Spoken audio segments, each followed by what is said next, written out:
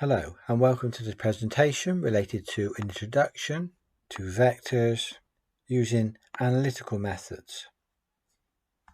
This presentation does assume you're familiar with Pythagoras' theorem and basic trigonometry, that's the sine, cos and tan functions, and there are previous presentations associated with the use and application of these methods.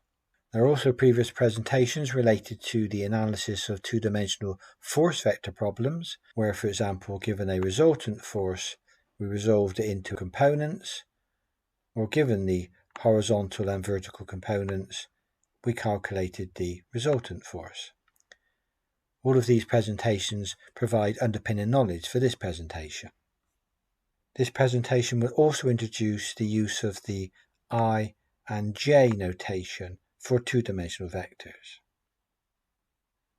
Here's an overview of the presentation. We commence with a recap of the definitions of scalars and vectors and also phasors, which includes exercise 1 and 2. Next, we consider graphical representation of vectors. There's a previous presentation related to the graphical representation of force vectors that shows the basic techniques used. Next, we resolve vectors into their Cartesian components. That's usually the x and y components. That includes exercise 3. And again, there's a separate presentation on the resolution of force vector components using analytical methods, such as Pythagoras' theorem and basic trigonometry. Then we have questions 1 through to 10, which requires a vector diagram and then vector resolution into the components of the vector, and laterally working out the resultants of the vector systems given the components. This sketch here shows the resultant velocity vector, and this can be resolved into its horizontal component and the vertical component. Next, we consider converting Cartesian vectors into polar form. Here's the generic form of a Cartesian vector. Vector r is equal to xi plus jy, and generic polar form for vector r is the magnitude of vector r angle theta, sometimes termed the argument, and the positive notation for angle theta is shown in a diagram here, commencing from this point. Next, we calculate vector sums and differences, initially in Cartesian form, and then convert to polar form. And again, we'll require the techniques of Pythagoras' theorem and basic trigonometry within the solutions. We then consider scaling vectors, and then have exercises 4 through to 6, and these exercises involve the above techniques within their solution. Note for reference, full work solutions are shown to the various exercises and questions within the presentation, but not for exercise 6. That's left for you to attempt at your own pace. We're left to develop our own solutions for questions 11 and 12. And here are the approximate start times related to the various sections contained within the presentation, hopefully to aid your ease of access through the presentation. But please note, these times are rounded to the nearest minute. Let's start by defining the differences between scalars and vectors. Scalars. A scalar quantity is one that is fully defined by its magnitude, that's its size or its value, alone. Examples of scalar quantities include time, mass, temperature, work, power. Each of these quantities is defined by its actual magnitude, its number, its value, and is not affected by its direction. Exercise 1, can you list other scalar properties? As shown over the page.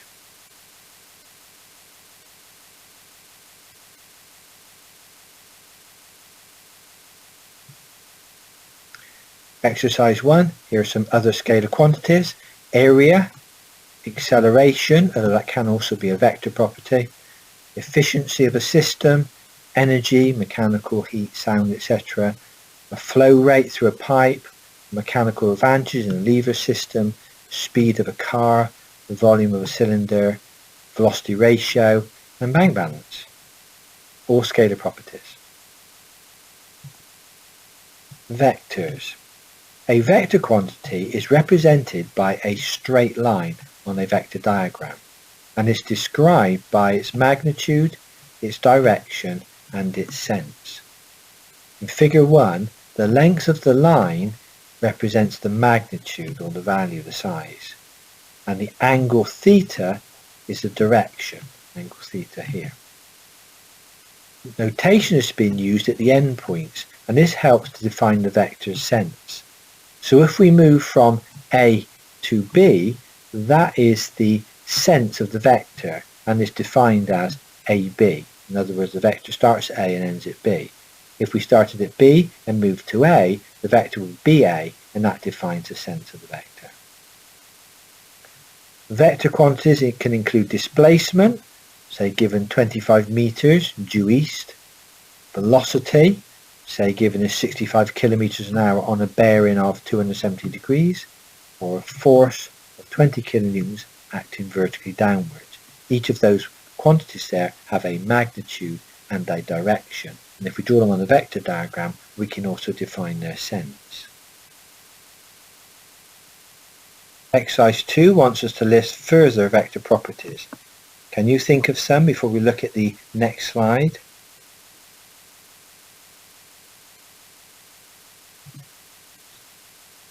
Exercise 2. So other vector quantities include acceleration, although this is also a scalar property, deflections as in beams, displacements as in machinery, moments and torques, impulse and momentum, and of course stress and strain. Just a brief word about phasors. In electrical engineering, currents and voltages are often represented by phasors in a similar way that vectors are used to represent forces and velocities. Phasors can be described as rotating vectors. Graphical representation. A vector or a phasor can be represented by a straight line drawn to scale. So example 1 here, if a lady walked a distance of 8 kilometers due east, we could draw that vector. So first of all, we would have to choose a suitable scale to represent the vector magnitude. And figure 2 shows the use of 1 centimeter as 1 kilometer in this particular case. So a horizontal line 8 centimeters long could be drawn with the ends labelled as shown from A to B. So AB represents the vector 8 kilometers due east. An arrow can be added to confirm the sense.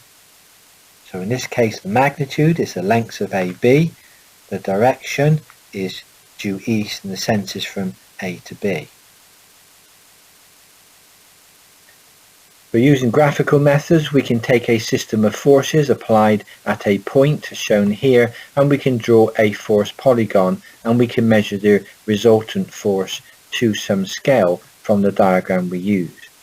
These are graphical methods, not always the most accurate, but visual methods that we can use to find components of forces or find resultant forces.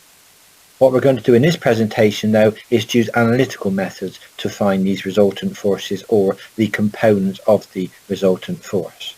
You'll see this in the examples that now follow. Within this presentation we're making use of Pythagoras' theorem, so we'll briefly overview it here. Don't forget Pythagoras' theorem only applies to right-angled triangles, so there must be a right angle within the triangle we're considering. The hypotenuse side always lies opposite the right angle, so in this case the hypotenuse side, the longest side, is labelled C and is opposite the right angle. Pythagoras' theorem states that the square of the hypotenuse, c squared using the notation in the diagram above, is equal to the sum of the squares of the other two sides, so in this case the sum of a squared plus b squared. Often we'll want to find the actual lengths of the side C, length of the hypotenuse, so to do that we'll have to square root both sides of the above equation, so that becomes C is equal to the square root of a squared plus b squared. Notice use of the brackets there. We're also going to use basic trigonometry, basic trig, and don't forget again that applies to right angled triangles only. So we must have a right angle in our triangle to apply basic trig. In the diagram here I've shown the hypotenuse side again opposite the right angle, but I've also shown angle theta here, which is really the angle at B, and angle theta then defines the opposite and the adjacent side. So don't forget opposite angle theta in this case is the opposite side, labelled as B, and then the final side is the adjacent side, which I've labelled as A. So when we're dealing with basic trig, we need to know which is the opposite and which is the adjacent side of our triangle. You've probably heard of the mnemonic SOHCAHTOA, which is just a way of remembering the sine, cos and tan ratios. The SOH means sine of the angle, angle theta in the above diagram is equal to the opposite side, labelled B above, divided by the hypotenuse, which is C. The Ka in the SOHCAHTOA relates to cos of the angle, cos of theta, is equal to the adjacent side, labelled A above, divided by the hypotenuse, C. And the TOA is the tan of the angle, tan of theta, is equal to the opposite side, B, divided by the adjacent side, A above. Sine, cos and tan functions are programmed on your calculator, and you're probably very familiar with those already. But in the work we're going to do, we will be slightly transposing the above equations because we will often want to find the components of a resultant force. So notice the sine function can be transposed for B, the opposite side, as B is equal to C times the sine of theta. We can transpose the cos function to find A, the adjacent side, and A is equal to C times the cos of theta. And also in the calculation we're going to look at, we'll often need to find the angle theta, and that's tan to the minus 1 of the B divided by the A, the opposite divided by the adjacent side. So we'll be using those transpositions in the work we're going to look at on the following slide. Resolving vectors into Cartesian components.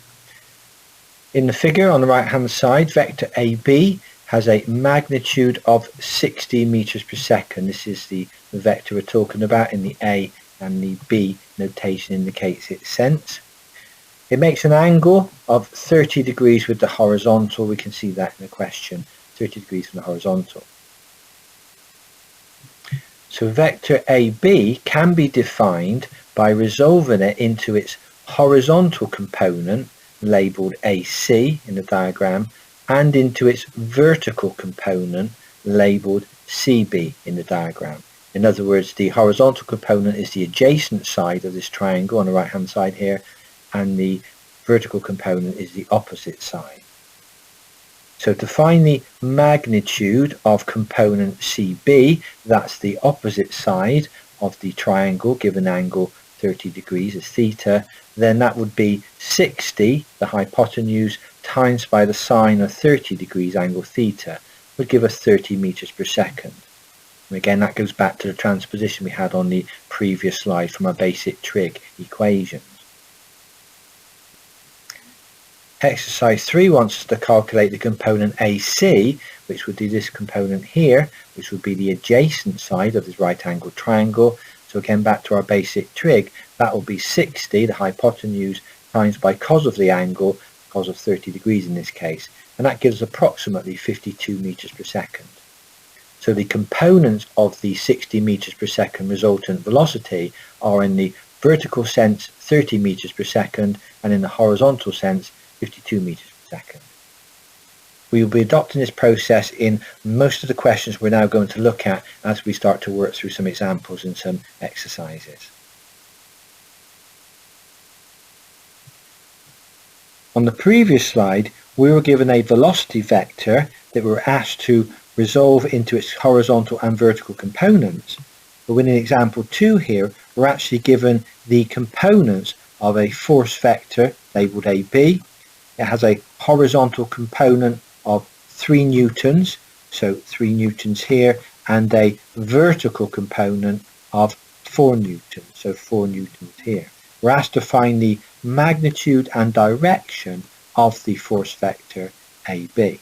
So on our diagram here, notice we've started here and drawn our 3 newtons horizontally along, and on the end of that we've drawn the 4 newtons vertically up. So what we're trying to do here is find the lengths of the vector r, I've called it on the diagram, but it's from A to B, and that's the sense A to B of the vector we're trying to find. So to find the vector AB, the first step is to find the magnitude of the vector using Pythagoras' theorem. Notice this notation for AB. AB is put inside these vertical lines. That indicates it's the magnitude we're interested in as opposed to the direction. So the magnitude of AB from Pythagoras' theorem will be the 3 squared plus the 4 squared, all square rooted. That gives you a value of 5 newtons. So the value of r, if you like, on our diagram above is 5 newtons. Step 2, we need to calculate the direction of the vector. We'll use basic trigonometry for that. In the original question, we were given the horizontal and vertical components. So I'm going to use the tan function here, tan of angle theta, to find the direction. So tan theta is the opposite side, which would be 4 newtons in this case, divided by the adjacent side, which is 3 newtons. That gives us a ratio of 1.3 recurring, or 1 1/3, and then taking inverse tans of both sides of the equation, our angle theta, this angle here in our triangle, is tan to the minus 1 of the 1.3 recurring, which gives us 53.13 degrees. So step 3, we can now define our vector in polar form as r theta. So the vector AB is magnitude or modulus of 5 here, and the angle is 53.13 degrees, and that's newtons. That can also be expressed as 5 and in brackets 53.13 degrees newtons. Same value, just a different format.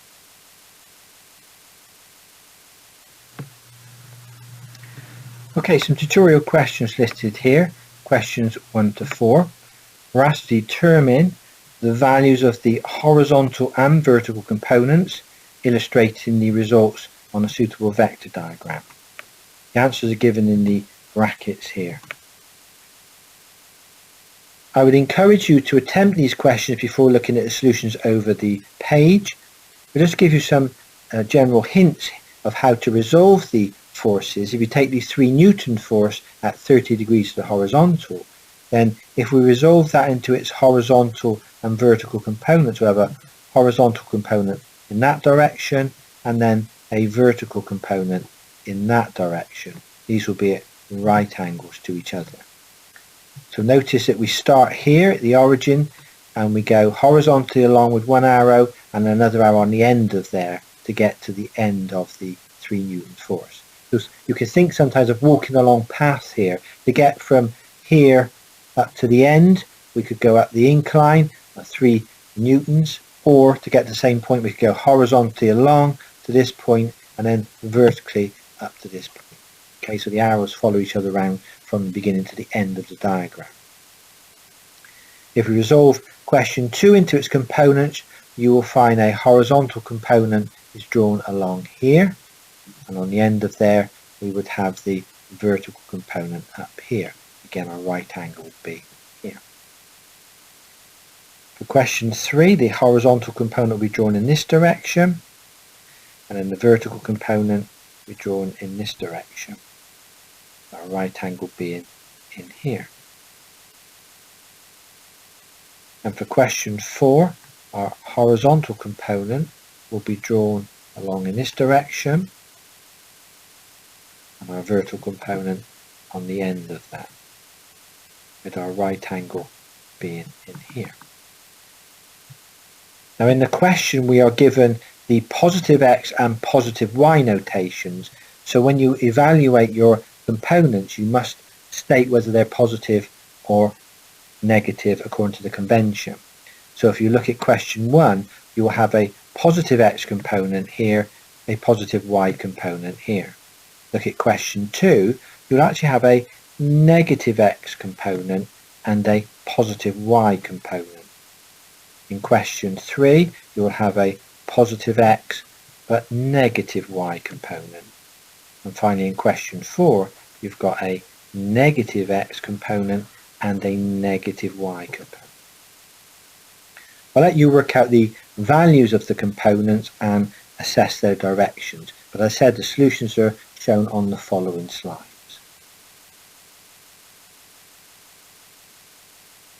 Okay, the solutions to questions 1 to 4 here. This is question 1 solution. So what we're doing here is resolving the 3 Newton force into its horizontal and vertical components. So for the horizontal component, that will be a cos function. So the horizontal force is 3 times the cos of 30 degrees, which is equal to 2.598 newtons here, or 2.6 newtons here.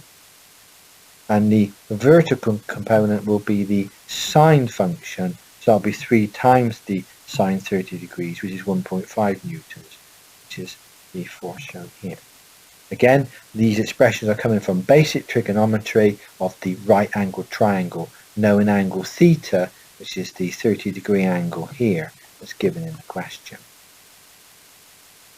Note that both the results here, the 2.598 and 1.5, are positive values because they are in the positive x and the positive y direction as given to us.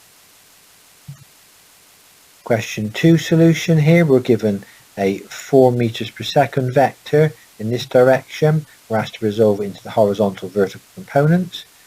In this case, the horizontal will be 4 times the cos of 40, which will give us 3.064.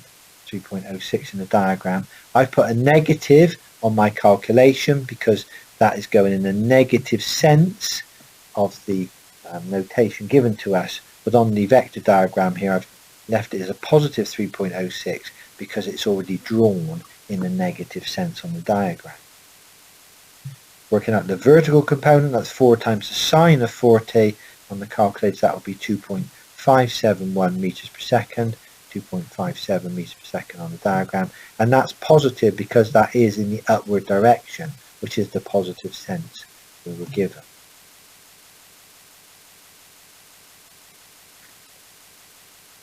Question 3 solution here, we're given a vector down at this angle, 50 degrees below the horizontal here, it's the force of 2.63 kilonewtons.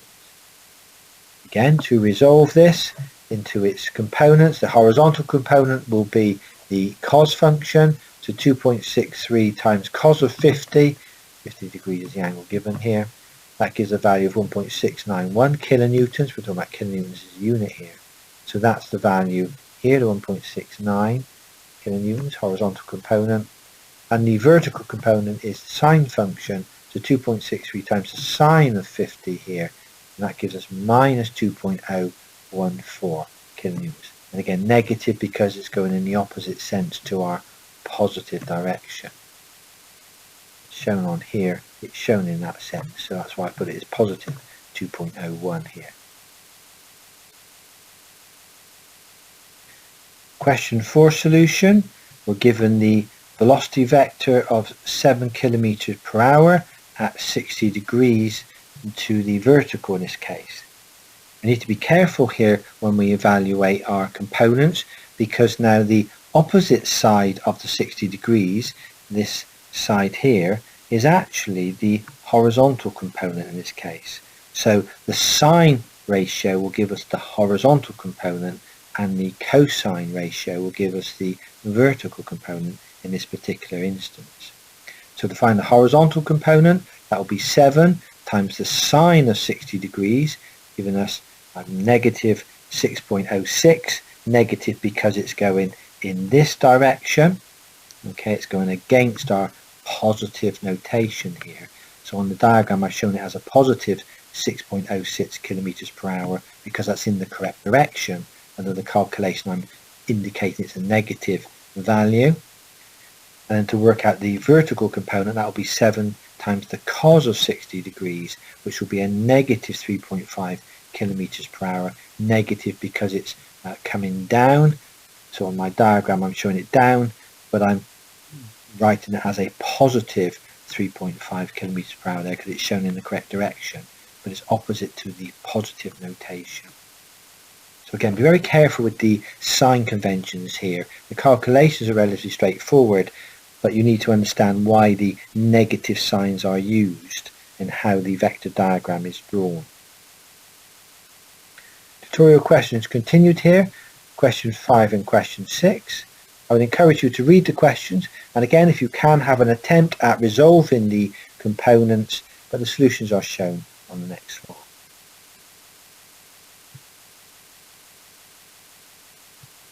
Question 5 solution. A motor cart weighing 10 kilonewtons is shown on a 30-degree slope in the sketch.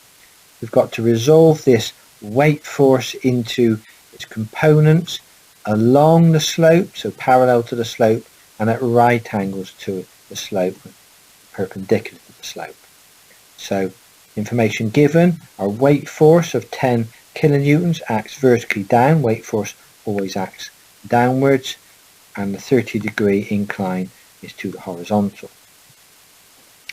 So on my vector diagram here, I've drawn the 10 kilonewtons weight force vertically down, and I've resolved the vectors into components that are normal to the incline, that's its vector here, and then parallel to the incline. Notice the direction of the arrows going from the beginning of the 10 kilonewtons arrow to the end. So to find the component of the force parallel to the incline, that's the opposite side of the triangle, so that will be the sine function. So 10 times the sine of 30 degrees gives us 5 kilonewtons, so 5 kilonewtons is the force component parallel to the incline, and then to find the force normal to the incline, that will be the adjacent side of our triangle, which will be the cos function.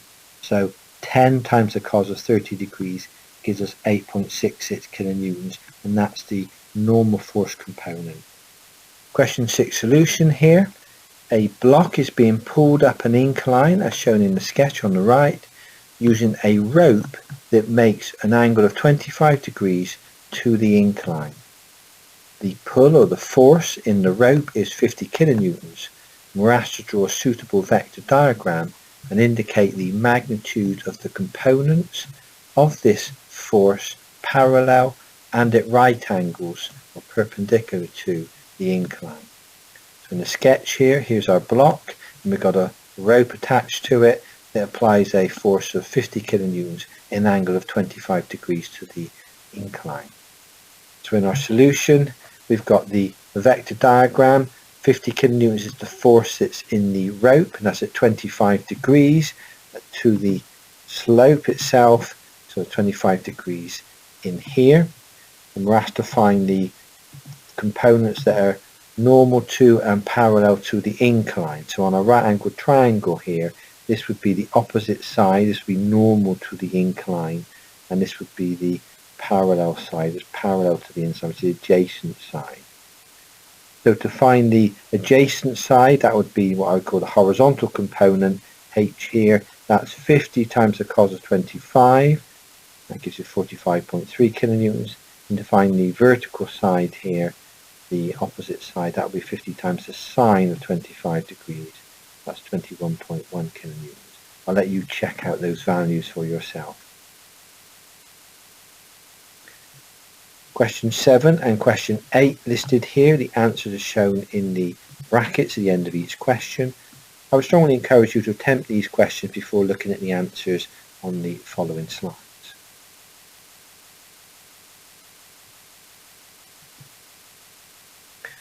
Question 7 solution. We've got this garden roller that's being pushed forwards with a force of 95 newtons as shown in the sketch. It's at an angle of 25 degrees to the horizontal.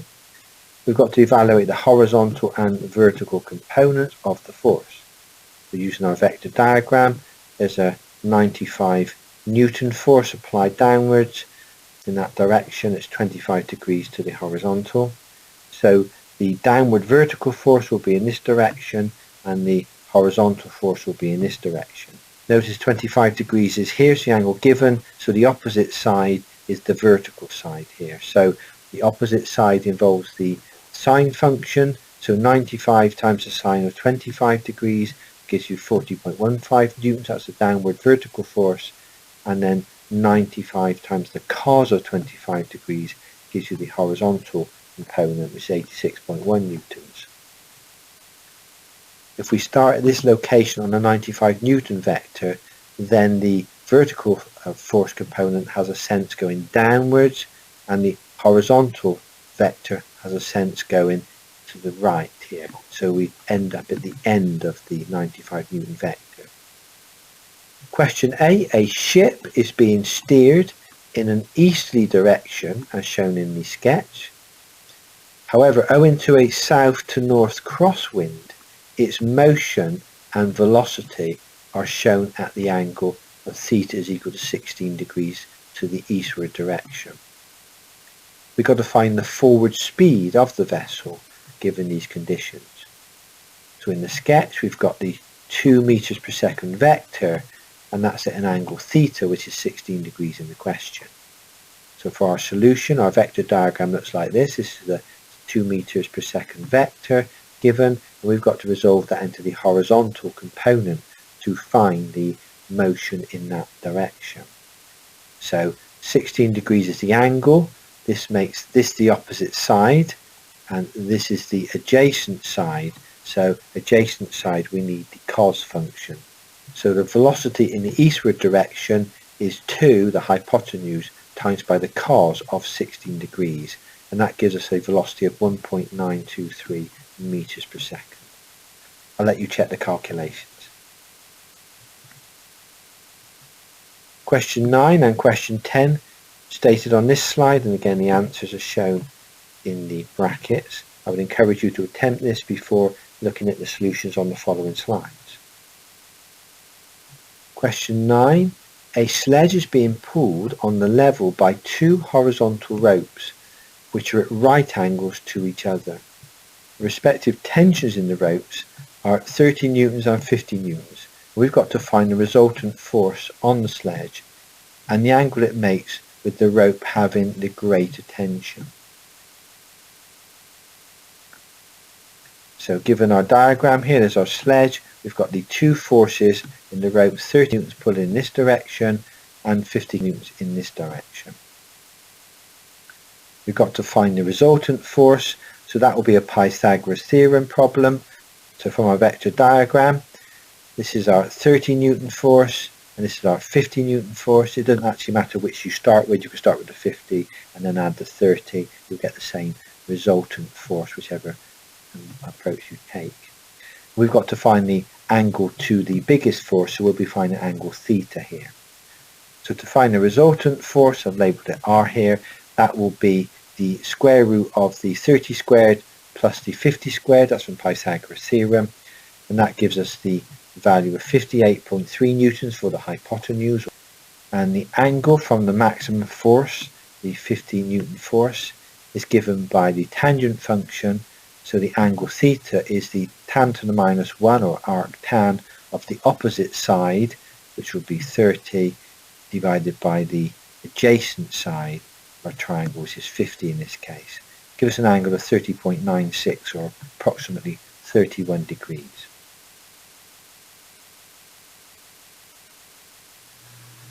Question 10 solution.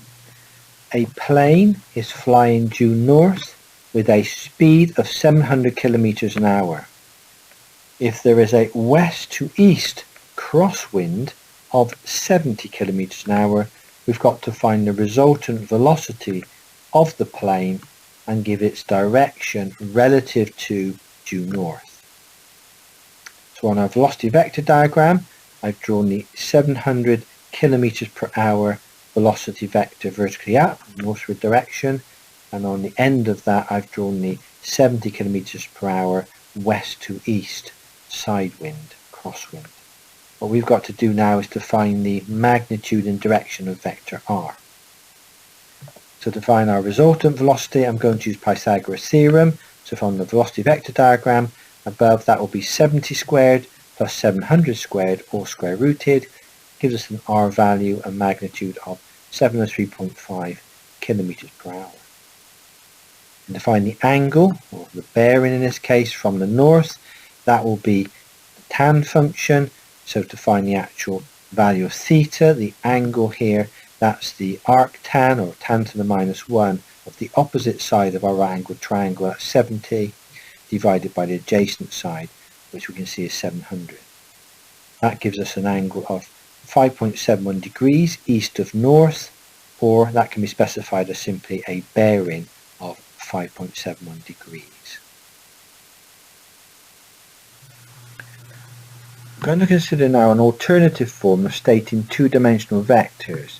Firstly, in Cartesian form, where vector r could be expressed as x in I plus yj, and also in polar form, where vector r could be expressed as the magnitude of r and the angle theta. Vectors in Cartesian form.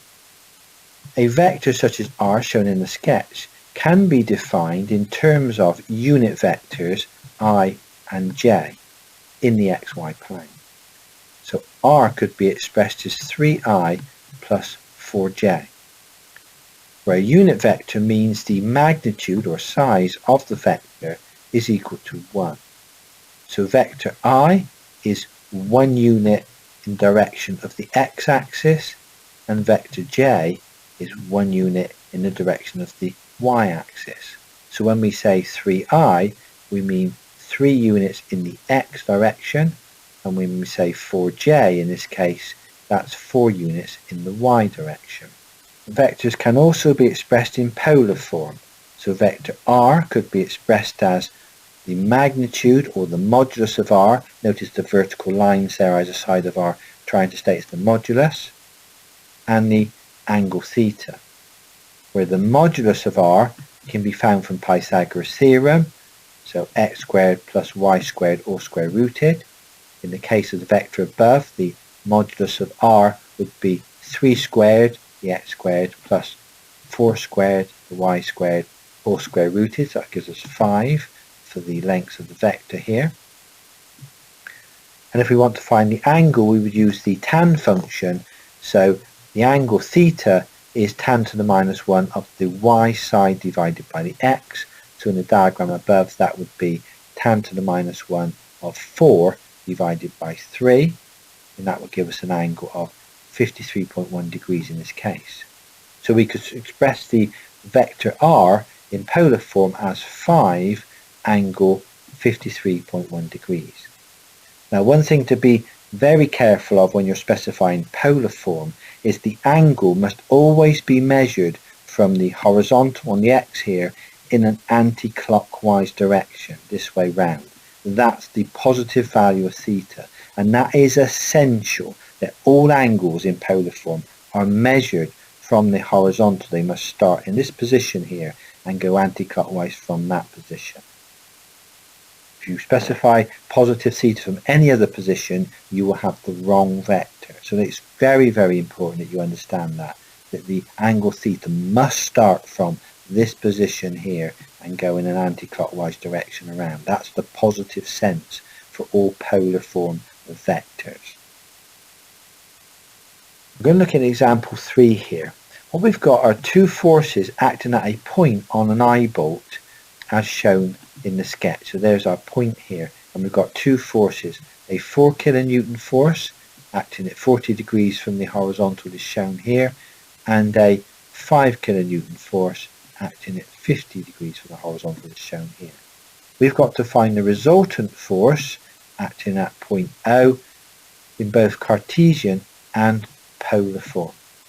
So the following slides will show you a solution of calculating the Cartesian and the polar form of the resultant vector. Example 3 continued here. Here's our solution.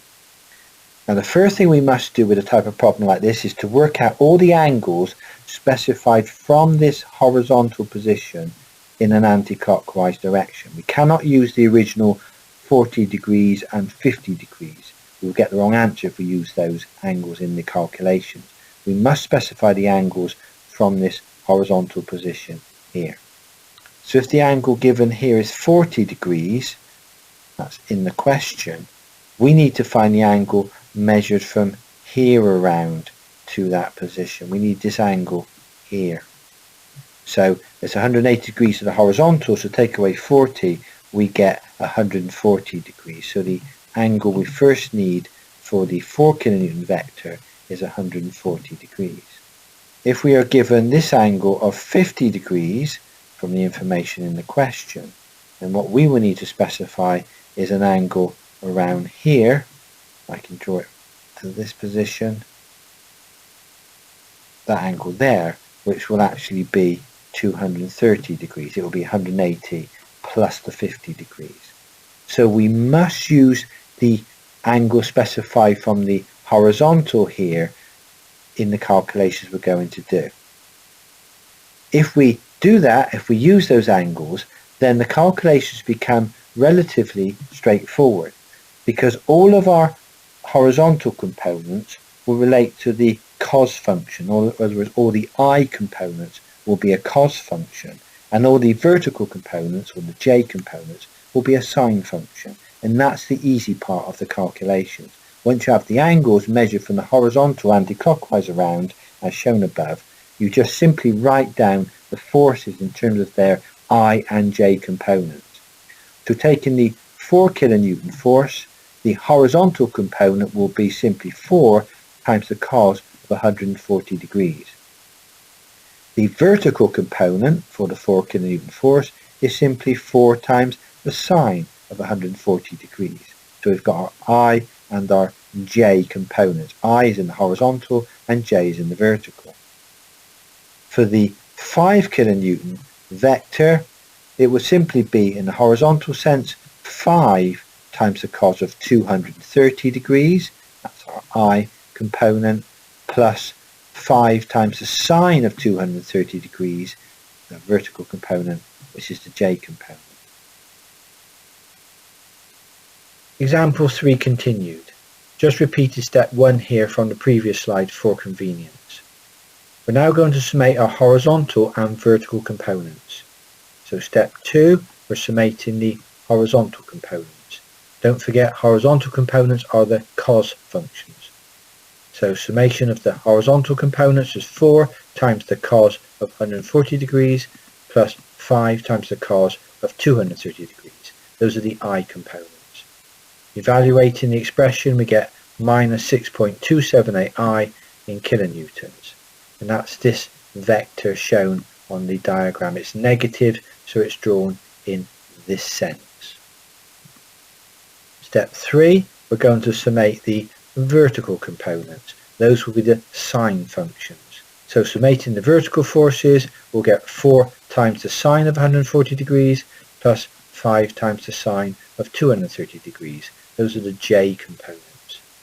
Evaluating that, we get minus 1.259 j kilonewtons.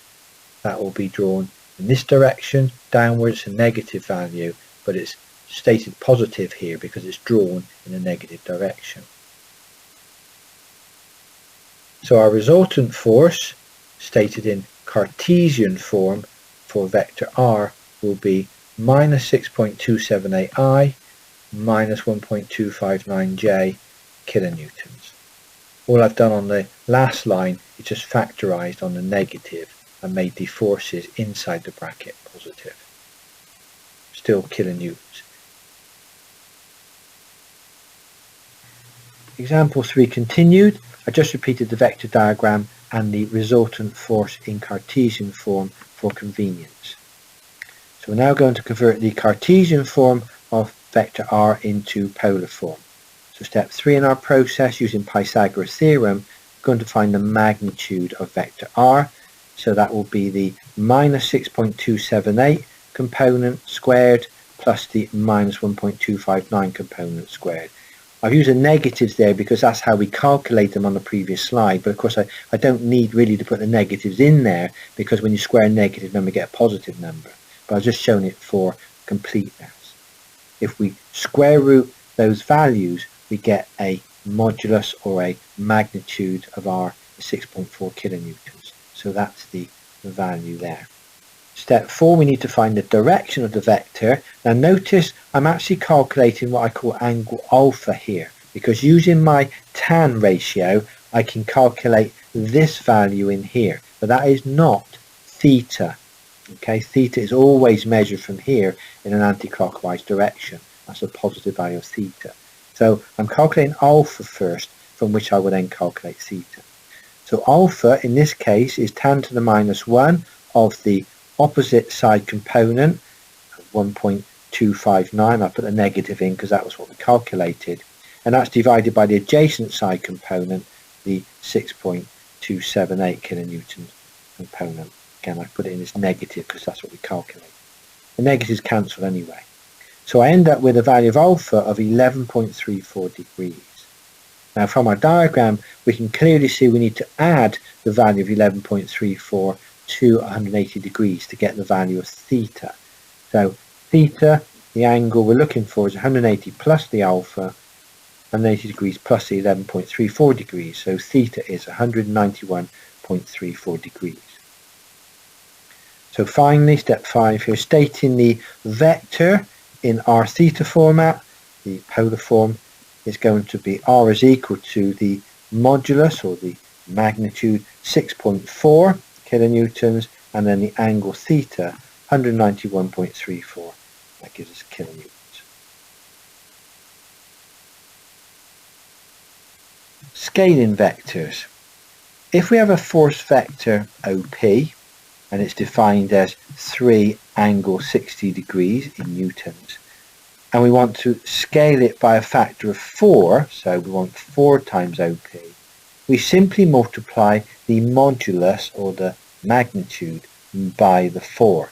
So 4 OP will be 4 times the 3. The angle does not change, it's still 60 degrees. So if OP is 3 angle 60 degrees, then 4 OP is 12 angle 60 degrees. So when we scale a vector, we simply multiply the modulus by our scaling factor. Example 4. We're asked to determine the magnitude and direction of the vector sum of 3a plus a half of b, given that vector A is 5 angle 30 degrees newtons and vector B is 16 angle 10 degrees newtons. So if A is given as 5 angle 30, then 3 times A will be 3 times 5, so that will be 15 angle 30 degrees newtons. And if vector B is given as 16 angle 10 degrees, then a half of B will be a half of 16, that will be 8 angle 10 degrees in newtons. Step 1, we resolve horizontally. We simply want all the cos components. So summation of the horizontal components is 15 cos of 30 plus 8 cos of 10, that's in the I direction. Doing the numbers on that, that gives us 20.869 I newtons. So that's the summation of the components in the horizontal direction for our vectors 3a and a half b.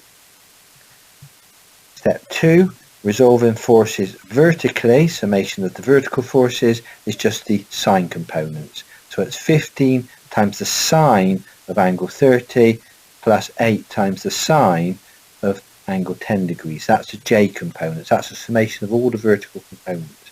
So doing the numbers on this gives us 8.889 j newtons. So in Cartesian form, the resultant force R of 3a plus a half b is 20.869 I plus 8.889 j newtons. Example 4 continued. We're now going to convert the Cartesian form of vector R into polar form. So step 3 of our solution, using Pythagoras theorem, we're going to find the magnitude of R. So the magnitude of R is equal to the magnitude of 3a plus the half b. So from the previous slide, that would be 8.889 squared, the summation of the horizontal components, the I components, plus 20.869 squared, summation of the j components, all square rooted. So the magnitude of R is 22.68 newtons. Step 4, from basic trig, we can find the direction of angle theta. And we're finding angle theta directly here because it's in the first quadrant. So theta is equal to arc tan, that's tan to the minus 1, of the opposite side, that would be the 8.889, divided by the adjacent side of 20.869. Gives us 23.07 degrees. This is a diagram that shows the components. That's the opposite side of our triangle, and that's the adjacent side of a triangle, and that allows us to find angle theta. So step 5, stating the vector in polar form, the r theta form, then vector r, which is 3a plus a half b, is 22.7 angle 23 degrees approximately.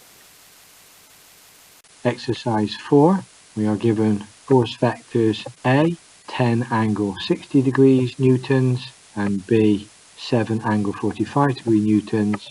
And we have to calculate for A, the magnitude and direction of the vector sum of a half A plus 3B.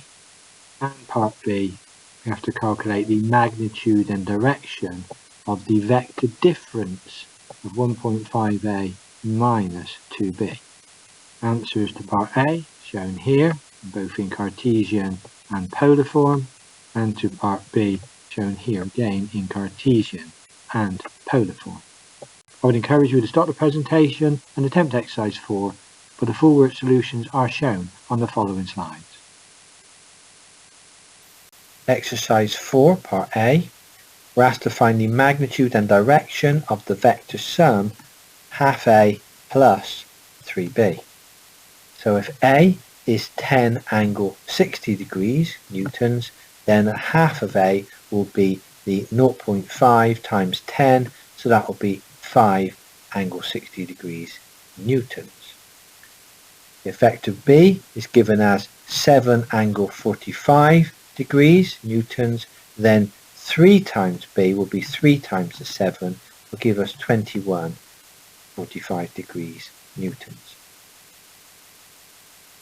So resolving our forces now horizontally, don't forget that's the cos components. So summation of H is 5 times the cos of 60 degrees plus 21 times the cos of 45 degrees. That's all the I components. We do the arithmetic on that. That's 17.349 I newtons.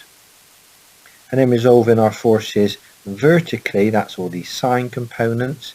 So summation of V is 5 times the sine of 60 degrees plus 21 times the sine of 45 degrees. And those are all the J components. Again, doing the arithmetic, that gives us 19.179 J newtons. So the resultant force, stated in Cartesian form, of a half A plus 3B, we've called that vector R in our diagram, is 17.349 I plus 19.179 J newtons. So if we go 17.341 newtons in the x direction and add the 19.179 newtons in the y direction, we form the vector R. Exercise 4 continued. We're now going to convert the Cartesian form of vector R, calculated on the previous slide, into polar form. So from Pythagoras' theorem, we calculate the magnitude of vector R, shown here. That's equal to the square root of 17.349 squared, that's this force component squared, added to 19.179 squared, this force component squared. So the modulus of vector R evaluates to 25.86 newtons. We also need to calculate the direction, angle theta, shown here on the sketch, and that's equal to tan to the negative 1, or arctan, of the 19.179 divided by 17.349. So angle theta calculates to be 47.9 degrees to 1 decimal place. So thus stating the vector in polar form, that's R theta format, then vector R is equal to 25.86 angle 47.9 degrees, having the unit of the Newton. And of course note that vector R relates to our original problem of adding vector half A to vector 3B. Exercise 4 continued, part B. We're asked to find the magnitude and the direction of the vector difference of 1.5A take away 2B. From the question, vector A was defined as 10 angle 60 degrees, so 1.5 of A is 1.5 times the 10, so that's 15 angle 60 degrees newtons. The vector B was defined in the question as 7 angle 45 degrees, so minus 2B will be minus 2 times 7, so that's minus 14 angle 45 degrees newtons. Resolving horizontally, that will be all the cos components. So summation of the horizontal components is 15 cos of 60 degrees, take away 14 cos of 45 degrees. That gives a value of minus 2.4 I in newtons. Notice the negative direction is drawn this way, the origin, because a negative direction sense. And resolving forces vertically, summation of the V, that's all the sine components. So 15 sine of 60 degrees take away 14 sine of 45 degrees. That's the J component here. So that gives you 3.09 J newtons. That's positive, so that will be drawn vertically upward in this case. So the resultant force in Cartesian form for vector R, which is 1.5A take away 2B, is minus 2.4 I plus 3.09 J newtons. Exercise 5, we're given three coplanar forces, and coplanar just means they're in the same plane. These forces act at a point O on the diagram, and the forces are 40 newtons, 20 newtons, 30 newtons. We're asked to calculate the value and direction of the resultant force stating this vector in both Cartesian form and polar form. Make sure with this question that you take all the angles from the horizontal reference plane here. All theta values must be measured that way round as positive from the horizontal plane. So be careful of that. But I would encourage you to attempt this question before looking at the solutions on the following slides. The answers are given here in Cartesian and polar form. Exercise 5, solution here. The first thing we need to be careful of is to evaluate the angles for each of the vectors. So for the 40 Newton vector, the angle of 30 degrees is correct to use because that's measured from the horizontal. But for the 20 Newton vector, we need to measure the angle around to here, which will be 30 degrees plus the 105 degrees, so 135 degrees. And also for the 30 Newton vector, we need to measure the angle around all the way to here, which will be the 30 plus the 105 plus the 120. So that gives me an angle of 255 degrees. So once we have the angle theta is calculated correctly from our reference plane, we can then summate the components. So summation of the horizontal forces, first of all, summation of H, that's the 40 Newton vector times by the cos of 30 degrees plus the 20 Newton vector times the cos 135 degrees plus the 30 Newton vector times the cos of 255 degrees. That's the I components. Doing the arithmetic there, we get 12.733 I newtons. Now summation of the vertical force component, summation of V, that's the 40 Newton vector times the sine of 30 degrees plus the 20 Newton vector times the sine 135 degrees plus the 30 Newton vector times the sine 255 degrees. That's the J component. Doing the arithmetic again, 5.164 J newtons. So in Cartesian form, the resultant force vector R is 12.733 I plus 5.164 J newtons. Exercise 5 continued here. I just repeated the Cartesian form of the force vector R for convenience. We can now draw these components I and J on a vector diagram. On the bottom side here I have 12.733 I. On the vertical side here I have 5.164 J. We can now convert to polar form using first of all Pythagoras theorem to find the magnitude of vector R. So then in this case that would be 12.733 squared plus 5.164 squared, all square rooted, gives us a value of 13.74 newton, so that's this value of R here. And then using basic trig, we can find the angle theta.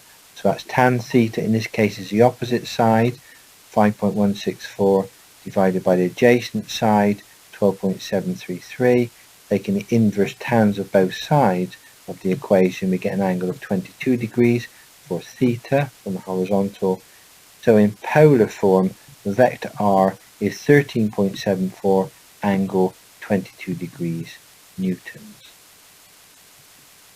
I will leave you with exercise 6 to attempt at your own pace. This time we have 4 coplanar forces acting at point O on our diagram shown here. However, the solution is very similar to that of exercise 5, and again we have to calculate the resultant force, stating the answer in both Cartesian form and polar form. The answers are shown in the bracket, firstly in Cartesian form, secondly in polar form. Here are some tutorial questions for you to undertake at your own pace. Question 11 outlined here. Answers shown in the brackets, firstly in Cartesian form and then in polar form. And question 12 relates to the diagram shown on the right hand side here. And again the answers are shown firstly in Cartesian form and then in polar form. I would encourage you to start the presentation and attempt questions 11 and 12.